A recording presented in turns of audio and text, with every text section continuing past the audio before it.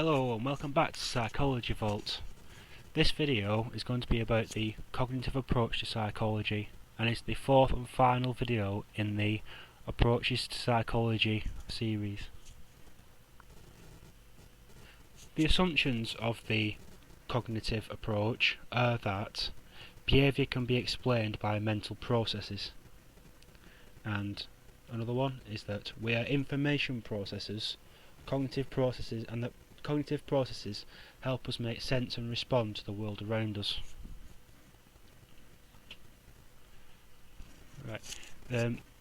These cognitive processes, they liken the human mind to a computer, which reduces it down to basically input and output. We receive information from the outside world via our senses. We can see through our eyes, we hear, we can feel, we can touch, and is all processed in our minds like it would be a computer, and our behaviour would then be the output. And the cognitive processes in between include attention, because we have to give our attention to an object for our minds to fully take in what it is, and to help it run the software in our minds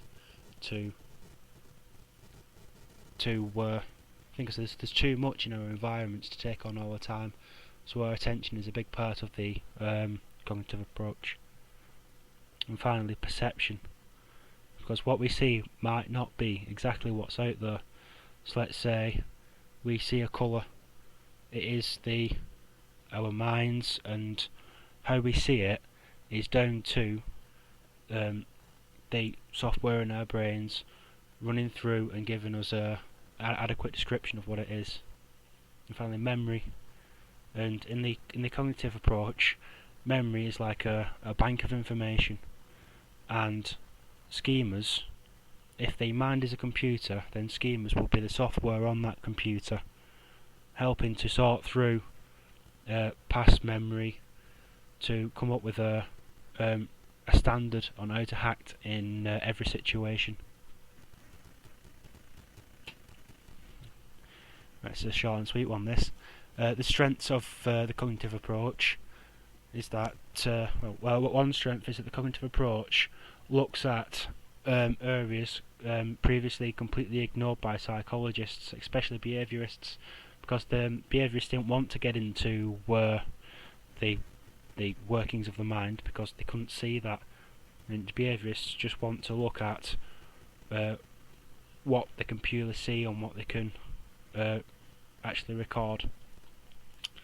Another strength of the cognitive approach is that it's been applied to theories, and those theories do actually work.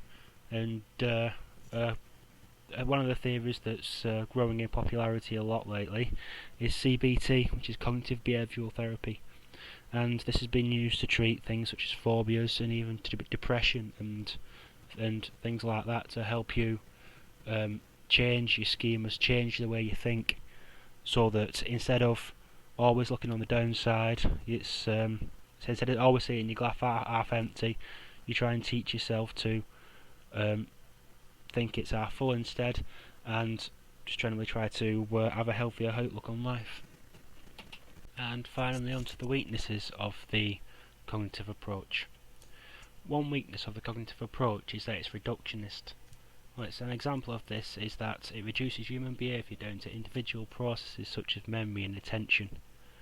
Now, it's human behaviour is not as simplistic as that, and it's to think that every thought that we have, every reaction, it just boils down to information running through a filter and entering and leaving our bodies as output.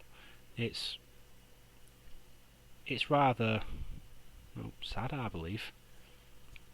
And going on to another weakness, a weakness of the cognitive approach is that it's too mechanical.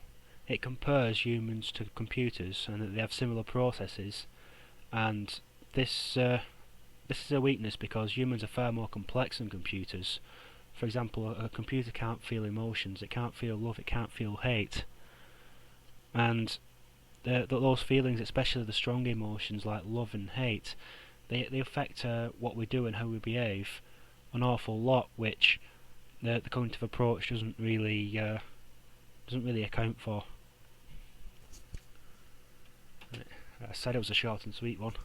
That's the end of this video. And well, thank you for watching. And if you're watching this on YouTube, please visit my website at psychologyvault.wix.com/revise.